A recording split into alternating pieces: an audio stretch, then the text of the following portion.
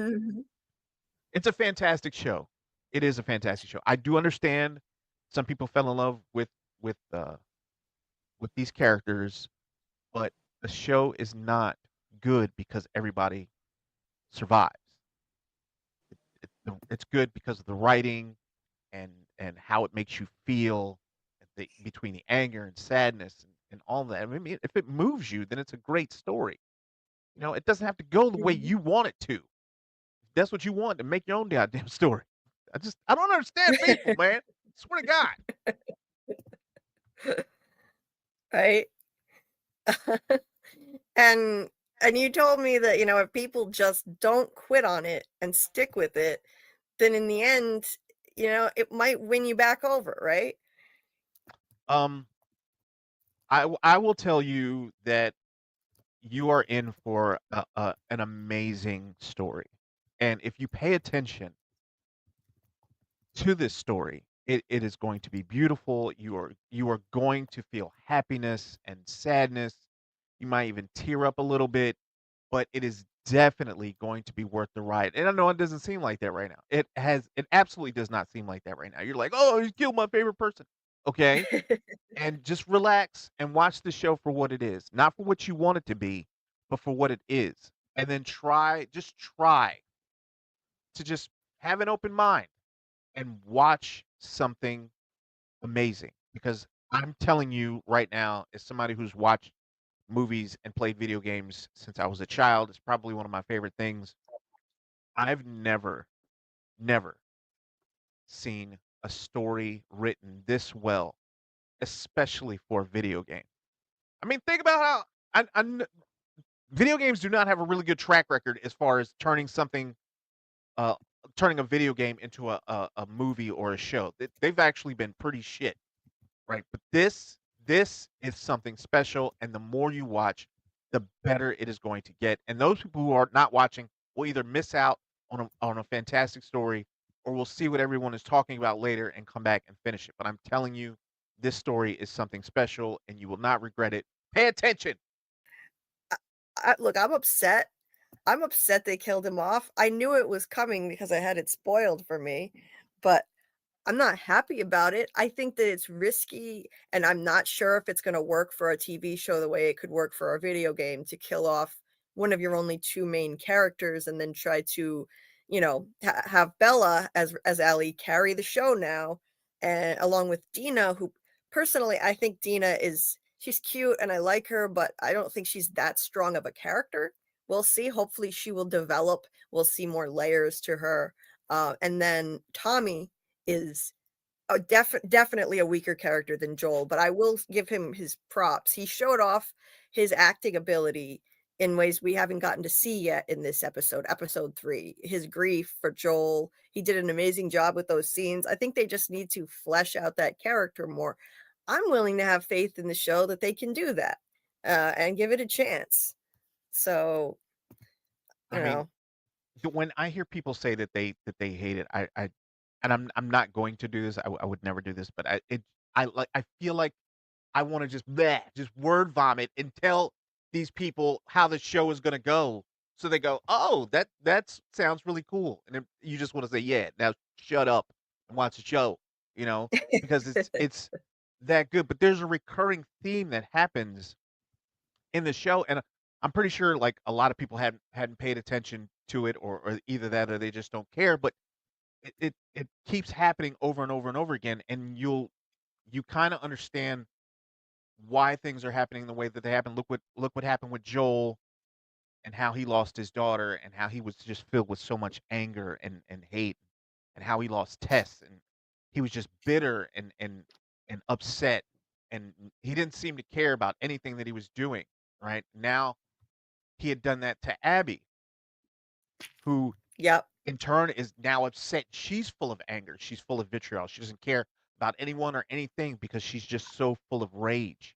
Right. And now Joel is gone.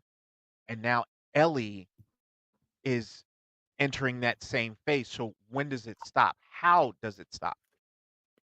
Do you see what I'm saying? It's just vengeance Yes. after vengeance after vengeance, and it just Humanity does is not doomed, is stop. what you're saying. Humanity is doomed. Yeah. Mhm. Maybe, maybe not. You have to It's finish the Humans show. making bad choices. it's the endless cycle of vengeance and grief, and it's never gonna stop unless somebody chooses to break the cycle, and we'll have to wait and see if in the end somebody can choose to break the cycle. I kill you, I kill someone you love, you wanna kill someone I love, and then "Oh, okay, you killed someone I love again, I'm gonna kill more of people you care about," and it keeps on going forever unless somebody breaks the cycle, and I think that's a great message and theme to bring to a TV show. I've never seen anything quite like this. The way that they're portraying it, it's risky. The way they did it in a video game was groundbreaking because nobody ever actually saw the consequences of all the gratuitous killing that they do in video games. This was forcing you to actually look at this. Like, look at these are people you killed and now they have grieving family members coming after you. You have to play as the other side. It forced people to play as Abby and kill a character they loved. I mean, it it's all about perspective and shifting your perspective. The hero of one person's story can simultaneously be the villain of someone else's. It's trying to teach people that perspective is everything.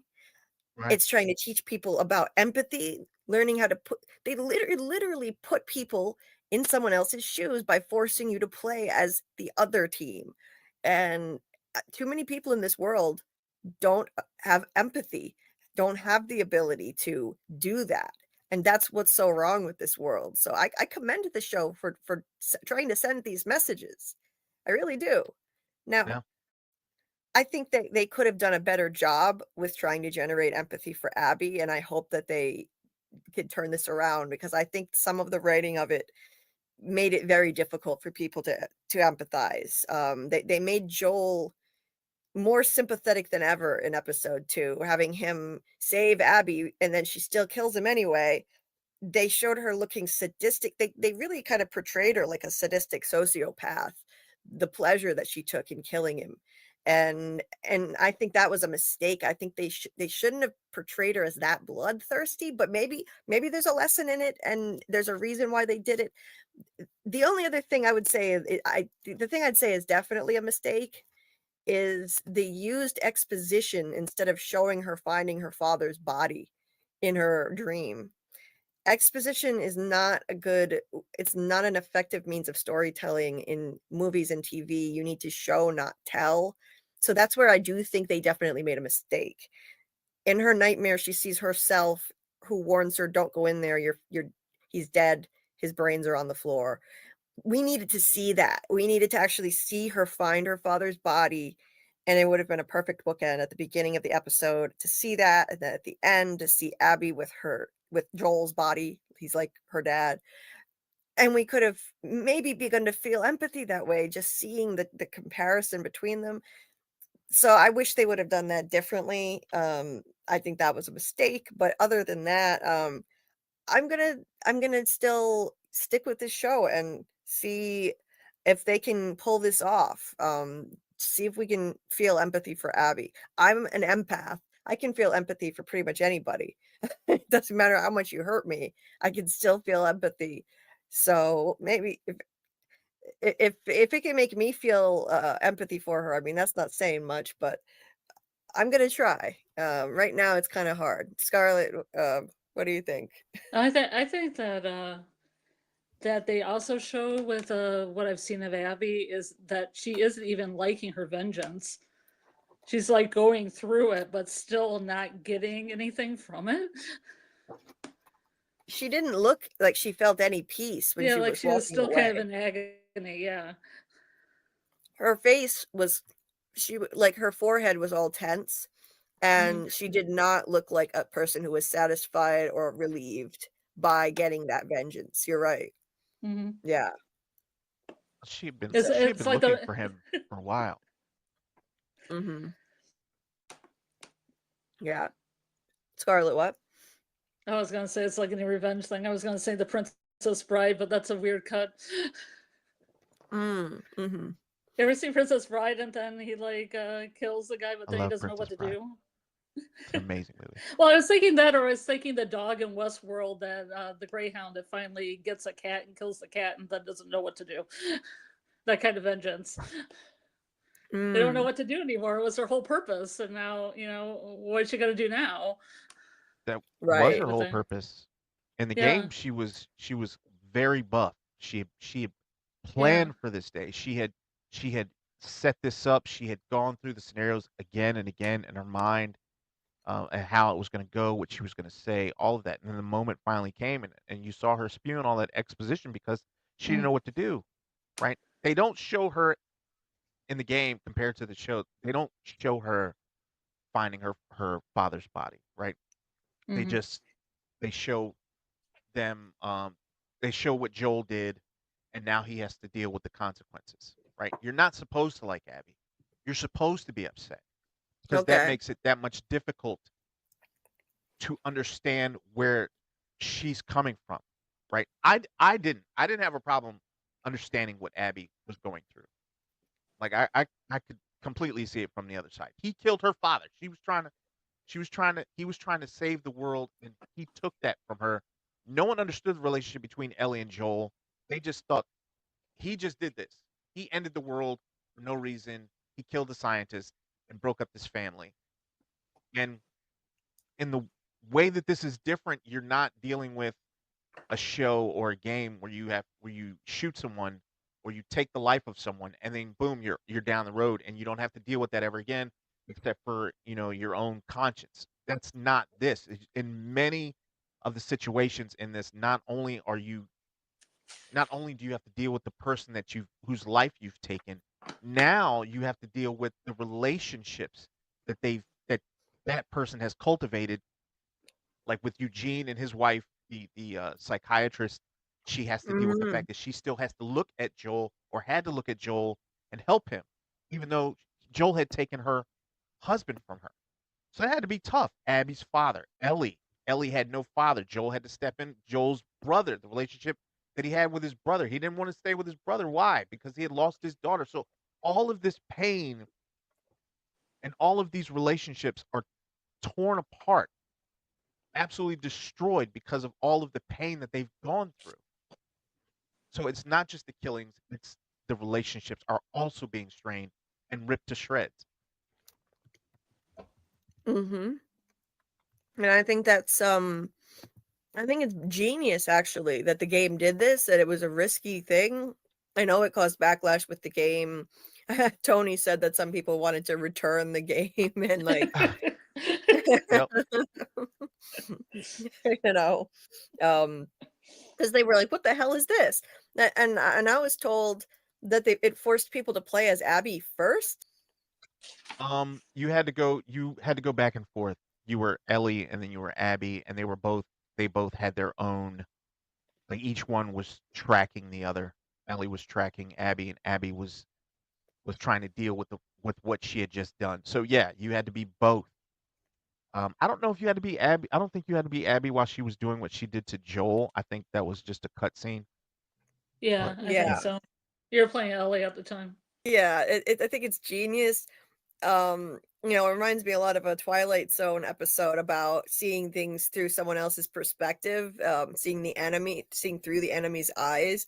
And it's a little known episode of the Twilight Zone. It's a deep cut. It's not a commonly known one, but I talked about this before, but it's about people. I believe they were fighting in World War II. It was near the very end of the war, and there were some islands in the Pacific Ocean where some of the Japanese soldiers still hadn't gotten the memo that the war was over, and they had been trained to fight to the death. You don't get captured. You fight to the death, or you unalive yourself. You do not surrender. So they were, holed up. The last of remaining of the Japanese forces were holed up in a cave on this island, and these American soldiers were there ready to just, to end it. And they were led by this young bloodthirsty guy who he was in charge of the group. And he was, of course, through the Twilight Zone magic, somehow he switched bodies with one of the Japanese soldiers, and he was literally in the guy's body, and he had to actually see things through their eyes and how scared they were, and and realize that, okay, these are human beings too, the enemy.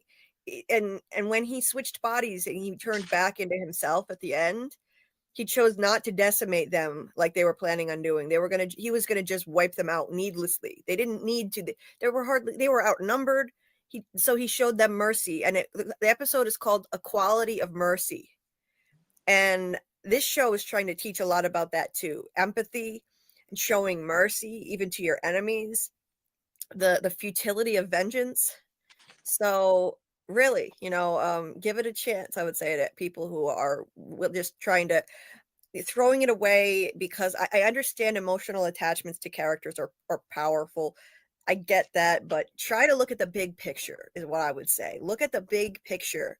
And then, because I love Joel and Ellie too. I adore Joel. That was my favorite aspect of season 1. I got complacent, and I got used to just accepting that lovable characters, anytime they would get introduced, they'd be dead by the end of the episode. But as long as my Joel and Ellie were okay, it was all good. I loved their relationship so much. It made the show for me, but now I'm just trying to look at the big picture here. What is this show trying to tell us? It was a beautiful story for what it was. Now let's move on and see what else, what do we need to learn from this story? And that's what I would suggest. There's a reason why critics loved this show, and the critics scores are so high. Critics tend to look at shows from a more objective perspective. Look at the quality of the show and the big picture, and fans look at it from an emotional perspective, and I get it.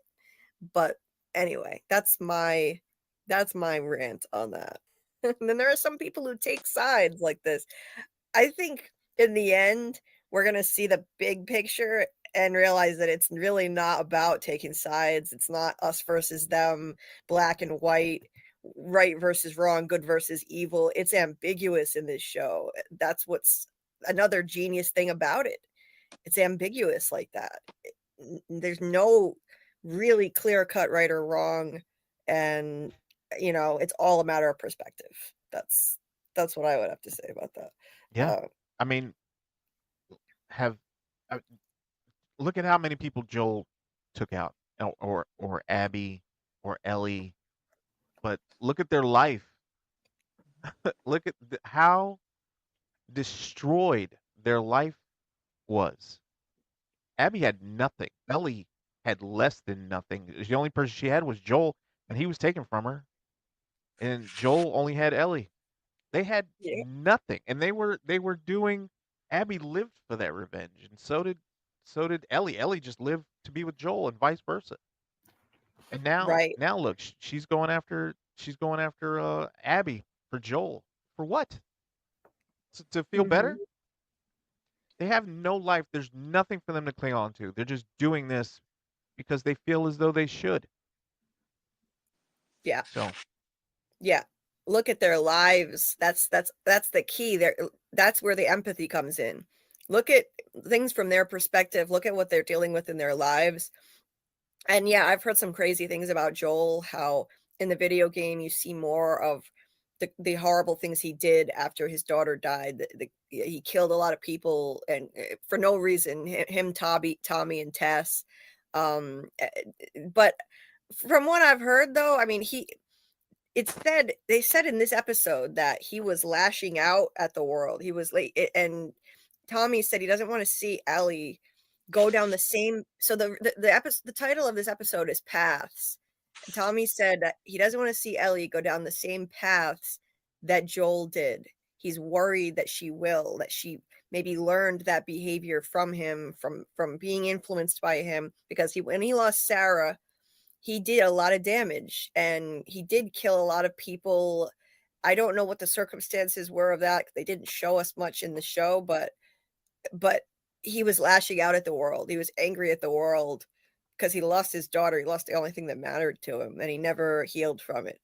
So is it still wrong? Yes, murder is wrong, but I can empathize with that. There's a difference between condoning what he did and empathizing with it. So you can just understand people's motives. I don't condone what Abby did, of course, but some people are outright saying Joel was absolutely 100% right to do what he did, or Abby was 100% right. I would say no, neither. I would say no. They did things that were wrong. They did terrible things, both of them, but I can empathize with why they did it. That's the key, empathizing with it. You know, Kelly says, I like Tommy. He should have headed to Seattle. I agree. Well, I agree in terms of like entertainment value for the TV show, but I don't agree if we're talking about like really what I think he should do. I think he did the right thing staying with his wife and his 5-year-old son. I think that was the right thing to do. But in terms of TV, yeah, it would be a more badass move for Tommy to head to Seattle with Ellie. Yes. But I don't think he should have gone. No. Joel wouldn't want that. Joel would want him to stay with his family and his I mean, he has a 5-year-old son. Like, do you think Joel would want Ellie going off to avenge his death and try, possibly getting herself and her friend and maybe others killed if they come after them? And the cycle starts all over again. Yeah. Joel wouldn't want that.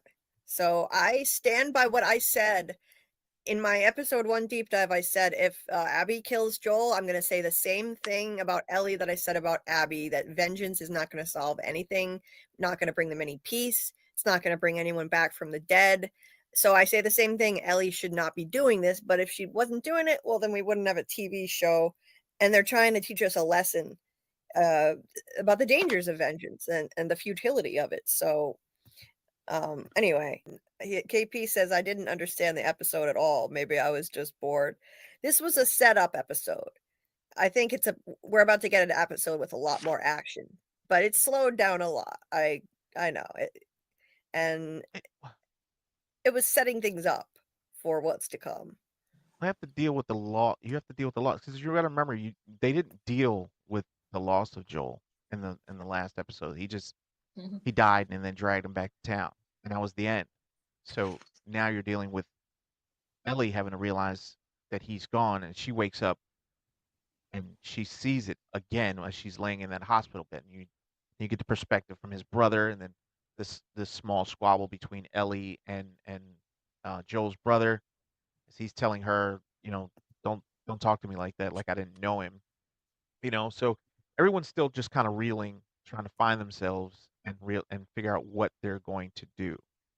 I wasn't surprised that no one went with Ellie to avenge Joel for two reasons. One, because I played the game and I know it was going to go that way, and two, because it's not their story. It's Ellie's story, right? It's about her now and where she goes from here, not Right. not anyone else. Besides, even if it's me, I'm being honest. If it's me and someone, and Paul, your brother's dead. He killed a scientist who's going to save the world. Do you want to go avenge him? No. Are you crazy? No. There are monsters Yes. out there. Yes. Monsters. Okay, I'm not going out there for no one. Okay, he's gone. I got family here. I got a wife and kids and Exactly. firecrackers and all types of shit. I'm not leaving this place. It's ridiculous. Right. Going anywhere. If it was a person, that'd be one thing. I gotta fight clickers and bloaters, whatever the hell else is out there walking around, sleeping under the snow. I'm fighting that. No, I'm staying right here. Give me one of them flamethrowers. I'm staying right here. Yeah, exactly. Like someone even said in the episode, it would be one thing if we were going to save someone. I think it was Tommy. He was. Ellie told Tommy, if like, how did she put it? Like I think he said that he said Joel would not do this unless it was to save someone.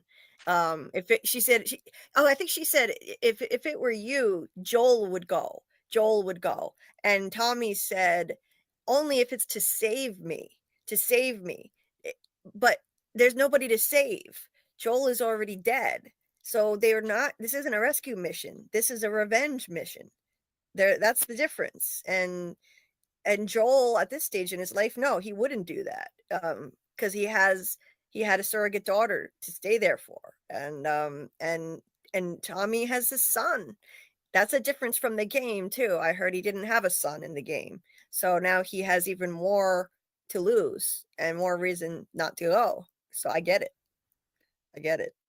Um, Callie has no empathy for Abby. One thing to seek her revenge, but she didn't need to torture him. The sadistic way that she did it makes it harder. She could have just put a bullet in his head like he did to everyone else. They all had quick deaths, and his gets drawn out. But I think we're supposed to hate her right now. I think that's actually the goal. I think we're supposed to, and then eventually learn to empathize. You're supposed to be From what I, conflicted.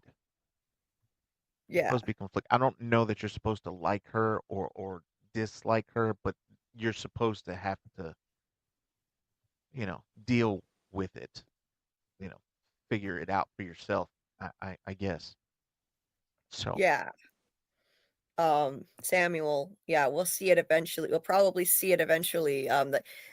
The meaning her dad with his brains on the floor. Revenge isn't going to make the PTSD Joel gave her go away. I agree. That was like a PTSD dream. She was warning herself. That was her subconscious trying to deal with the fact that she has that horrific traumatic memory of finding her dad with his brains on the floor and warning herself not to look. That was symbolic. I mean, I do appreciate the way they handled it in this way. It was cool how that was symbolic of her mind trying to protect itself by burying the memory of her seeing her dad with his brains on the floor.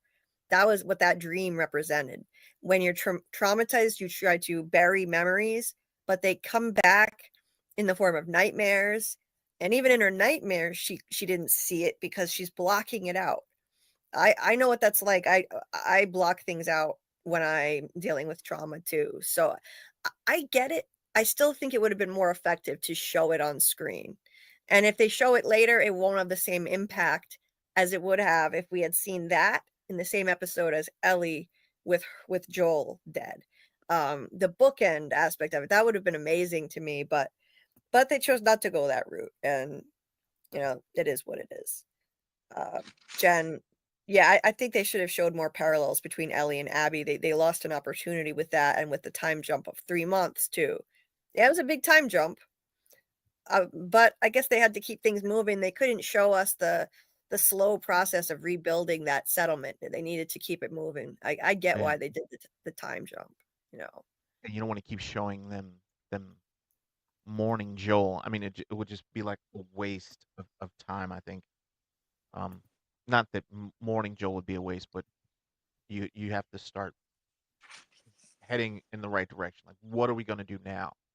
Kind of thing. We get it. You're mourning Joel. We've dragged Joel back to this place. Uh, I agree. Abby, Abby and Ellie are have figured out are figuring out their thing. So, what are we going to do now? I have a question for you though. Would you? I don't know if you've Yep. answered this already or not. Would you or Scarlet go after Abby or her crew? You No. now, not as Joel's brother, but just as a townsperson on a No. Saturday with nothing to do. Absolutely not. No.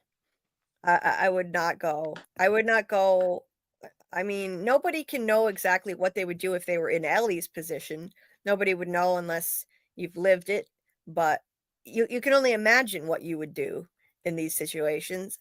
I I think I would focus on the people I had left, and I would not go. No. What, Scarlett, what Yeah. about you?